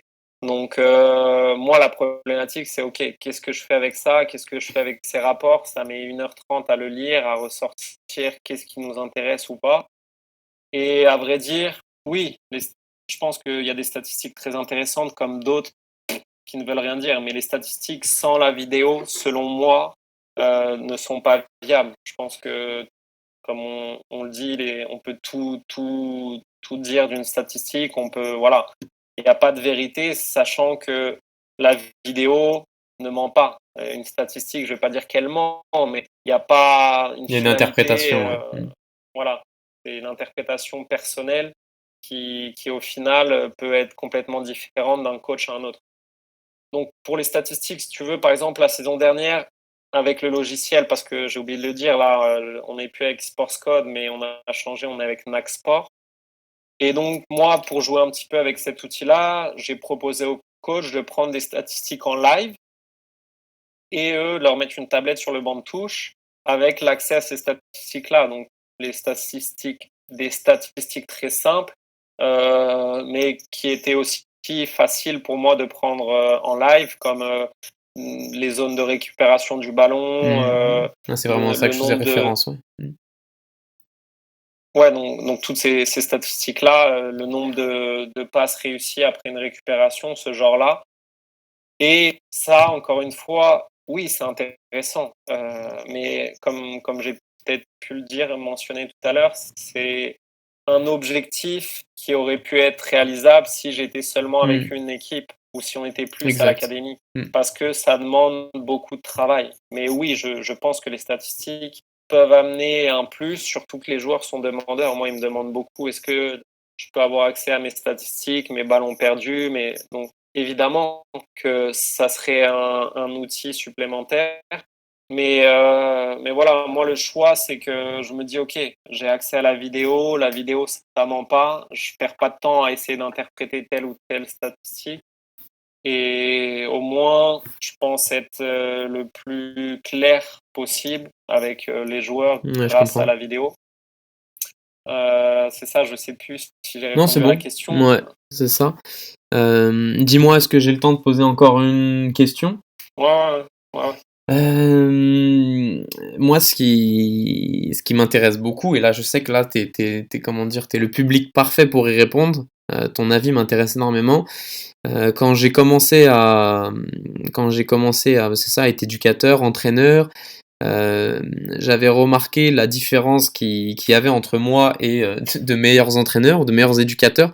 C'était la façon de regarder le match, c'était la façon dont, que ce soit les entraîneurs que j'ai eus en STAPS, les premiers, ceux qui m'ont un peu donné une autre façon de voir le foot, et je fais un gros focus là-dessus, j'en ai beaucoup parlé à travers mon petit parcours. Comment toi, en tant que justement analyse vidéo, mais aussi en tant qu'éducateur qui a voyagé, qui a vu le foot, différents contextes, différents matchs, et maintenant qui passe ton temps à filmer des matchs, à regarder des matchs, comment ton œil, justement, il s'aiguise entre, on va dire, le grand spectateur du dimanche qui regarde, tu sais, parce qu'il va voir son garçon. Il n'y a pas de mauvaise façon de regarder le match, mais justement, ce regard qu'il a sur le foot, et puis quand on progresse, quand on voit des matchs, tu sais, il y a des détails, il y a le regard qui s'aiguise, et tout, justement, toi qui dois maintenant d'autant plus passer du temps à faire un focus, que ce soit sur des groupes, que ce soit sur des lignes, des systèmes, des joueurs en Mm. particulier. Comment toi, en un an et Non, demi, ton regard, il a évolué par rapport à la façon dont tu regardes le foot? c'est sûr que à chaque fois, par exemple, que je regarde un match à la télé, je le regarde pas forcément comme avant, juste pour le plaisir de regarder et de juste entre guillemets suivre le ballon, mais j'essaye de regarder aussi dépendamment de ce que l'angle de caméra nous offre. Tout ce qui se passe, pas autour du ballon, mais les interactions que les joueurs ont entre eux et des choses toutes bêtes, comment sur un pressing, les repères, qui va être le repère de pressing pour savoir comment ils vont vouloir orienter et de voir s'il y a des choses qui ressortent que moi je vais pouvoir montrer aux jeunes. C'est aussi l'objectif maintenant quand je regarde des matchs de haut niveau. J'essaye de me dire, ok, j'aimerais trouver une séquence top à montrer sur, je sais pas, des trucs tout bêtes, mais la transition défensive, je prends l'idée là parce que ça me vient en tête je sais pas si tu as vu la séquence de l'Atlético Madrid qui a tourné sur les réseaux sociaux la semaine dernière en Ligue des Champions où tu vois le repli des gars, c'est Exact, à incroyable. Donc, 6-7 là. ouais. Exact. Donc ce genre d'image-là, c'est aussi l'objectif, mais de manière générale, globale, quand par exemple je regarde un match de l'académie des jeunes, j'ai un point de vue technique plus précis parce que je connais les attentes des coachs, je connais les consignes, je connais le plan de match, je connais les animations. Donc là, je peux assez facilement dire si le plan de match est respecté, si les joueurs sont bien positionnés. Je pourrais corriger en direct. Quand tu regardes un match que tu connais pas, donc quand je dis que tu connais pas, tu connais pas les consignes, tu connais juste les joueurs et tu connais juste les postes et les dispositions, mais tant que tu n'as pas vu le match, tant que tu connais pas l'équipe, tu sais pas quelle animation, tu sais pas voilà comment ils vont faire mal à l'adversaire, comment ils vont défendre, etc. Donc c'est toutes ces choses-là, essayer de voir aussi s'il y a des choses, des rapports de force. Je sais pas comment m'expliquer, mais s'il y a des choses qui sont transposables à l'académie avec les jeunes. Euh, ce genre de choses-là, mais comme j'ai dit peut-être au début, à la fin de la journée, quand je regarde un match, je suis toujours avec un œil ouvert parce que je suis toujours en apprentissage. Je pense qu'il y a toujours quelque chose d'un match à tirer, peu importe quel niveau, peu importe quel pays, peu importe quelle division, mais j'essaye un petit peu de regarder tout et je dirais que quand je vois un match dans un stade, c'est encore mieux parce que j'adore regarder les J'attendais à ce que tu me dises interactions ça, ouais. du staff ou des joueurs entre eux. Parce que là, on peut réellement voir les interactions qu'à la télé, on voit pas et on peut pas voir ce qu'on veut vu qu'on on subit le plan de match qui nous gêne si on veut regarder quelque chose de précis. Donc, il n'y a rien de mieux que de voir un match dans un stade où vraiment on peut fixer notre attention sur quelque chose en particulier. Et pour moi, c'est la meilleure manière d'analyser une équipe, c'est de regarder un match au stade. plutôt qu'à la télé. Est-ce qu'il Nous, t'arrive ouais, on a accès à la vue grand angle. bien sûr. Est-ce qu'il t'arrive parfois même, je me dis, moi je sais que ça m'arrive, peut-être c'est de la folie, mais de passer 2, 3, 4, 5 minutes focus juste sur un seul joueur? Oui, oui, ça m'arrive. Par Ouais. exemple, moi, j'ai regardé, je pense il y a 2 semaines, le match aller River-Boca Mmh. et ça m'a marqué comment, bah, les équipes sont coupées en 2 mais tout le Ouais, match et exact, c'est vrai, tu c'est fou. regardes les défenseurs, tu te dis: «Les gars, ils défendent, À 4 tout le jamais match. l'espace dans leur dos». Ils Mmh. sont toujours très bas et ils veulent pas de ballon dans leur dos donc Mmh. ils sont toujours, en fait, en train de reculer et Des c'est joueurs du 1 constamment contre 1. lancés et Ouais, c'est du 1 contre 1, des duels, et enfin, c'est impressionnant à voir parce exact, c'est qu'il vrai. y a tellement d'espace que si tu anticipes mal ou si, tu te jettes ou voilà, donc c'est une approche complètement différente, mais qui est toujours, moi qui me plaît à regarder. Je trouve que c'est très agréable de suivre un match pendant 90 minutes où tu as quelque chose qui peut se passer à n'importe quel moment, Exact. donc non, j'essaye le plus possible de regarder différents championnats, différentes approches, on va dire, footballistiques, pour justement, moi, entre guillemets, «faire mes devoirs» et acquérir un meilleur apprentissage, quoi. Parce que je pense qu'il y a rien de mieux que regarder, regarder, regarder et essayer de comprendre. En fait, c'est ça l'idée derrière tout ça, c'est de comprendre quelles sont les intentions du coach, quelles sont les intentions, des joueurs pour, à la fin du match, imposer son jeu, imposer ses forces et limiter ses faiblesses, quoi. Merci Max, je pense qu'on approche de la fin, on va pas se mentir. Ouais. Et justement, peut-être une dernière question, peut-être que tu as une réponse, peut-être pas, je sais pas, mais je suis curieux de le savoir quand même en tant que moi qui te connais un peu, et puis en tant que, je sais pas si ça peut se partager, mais dans ton parcours, en tant que voyageur, en tant qu'éducateur, entraîneur, maintenant analyse vidéo, est-ce que tu suis, parce que je sais que tu lis beaucoup aussi, il y a eu des grosses périodes de lecture, peut-être maintenant un peu plus surbooké, mais est-ce qu'il y a des modèles? Est-ce qu'il y a un modèle, je sais pas, une personne, un écrivain, un entraîneur qui t'inspire plus, ou que, je sais pas, tu sais, même dans tes voyages, à un moment donné, il y a eu, ou il y a encore, ou quelqu'un qui, c'est ça, un modèle, ou qui t'inspire, ouais. Heu, un modèle, je dirais pas un en particulier, je dirais plusieurs, plusieurs personnes ont influencé évidemment, ma vie, que ce soit en termes footballistiques ou en termes, de personnes. Je te dirais footballistiquement, si je dois en citer un, c'est sûr que j'ai eu un coach en jeune, qui s'appelait Christopher, qui m'avait marqué par son professionnalisme et sa discipline, qui était voilà, toujours à l'heure. Tu arrivais à l'entraînement, le terrain était prêt, c'était voilà, des conditions, un environnement de travail. Tu avais envie d'aller t'entraîner. Il te donnait envie de te dépasser parce que lui était à fond dans le projet et ça, c'est sûr que moi, c'est quelque chose dans lequel je me reconnais beaucoup.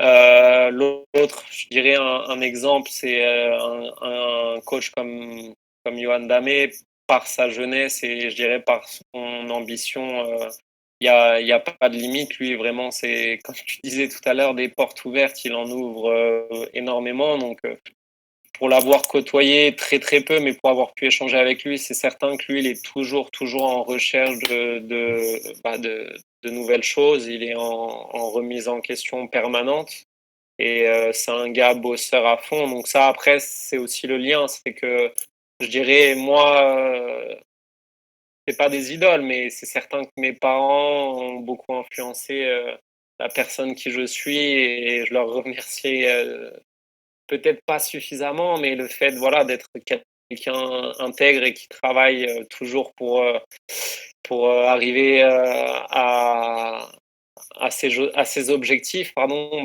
c'est certain que je leur dois beaucoup parce que c'est eux qui m'ont donné l'éducation que j'ai eue. Donc c'est ça. Après, des écrivains, il y en a, mais je te dirais pas que c'est des exemples que je veux suivre, mais je prends des petites idées par-ci, par-là. Euh, Désolé, j'en ai pas en tête, ma mémoire me fait défaut, mais voilà, si je dois citer des coachs, c'est pas trop le truc que j'aime faire. Mais là, par exemple, j'ai lu l'article de Jürgen Klopp dans SoFoot le week-end dernier. Et c'est vrai que le gars, tu te dis, en 18 ans, il a fait 3 clubs, il s'est jamais fait virer. Et bah, de tout, moi je le connais pas et je connais personne qui le connaît personnellement, évidemment, mais le gars a cette image-là que voilà, tout le monde l'apprécie parce qu'il est intègre, il est droit et puis il n'oublie pas que c'est qu'un sport. T'as pas l'impression qu'en fait il se prend la tête et au final il a raison, quoi. Même s'il est dans l'un des plus gros clubs du monde, le plus gros championnat Qui a du monde, beaucoup il arrive d'argent etc. à relativiser. Voilà, exact. Et donc, non, c'est sûr que c'est un exemple. Je te dirais plus, lui, voilà, dans ce que je viens de te dire, moi, ça m'a marqué en me disant, OK, je pense que c'est exceptionnel. Le gars, en 18 ans, a été seulement coach de 3 équipes, donc c'est presque du jamais vu, et il ne s'est jamais fait virer. Donc, je trouve ça beau. Ça veut dire comment partout où il est passé, voilà, partout où il est passé, il a marqué les esprits en tout cas, et puis il est toujours parti en bon terme. Et pour moi, c'est un exemple de bonne personne, réussite, si je puis dire ainsi. Exact. Ouais. Sans forcément dire qu'il a gagné partout où il est passé, parce que c'est pas le cas à Mayence, mais Dortmund, Liverpool, oui. Exact. Ok, bah je te remercie. Je sais que ça fait déjà longtemps. Je pense que j'ai un peu débordé déjà. Donc je vais pas te prendre plus de temps. Ça pourrait durer des heures. Bah moi j'avoue que moi j'ai pas vu le temps passer, j'avoue.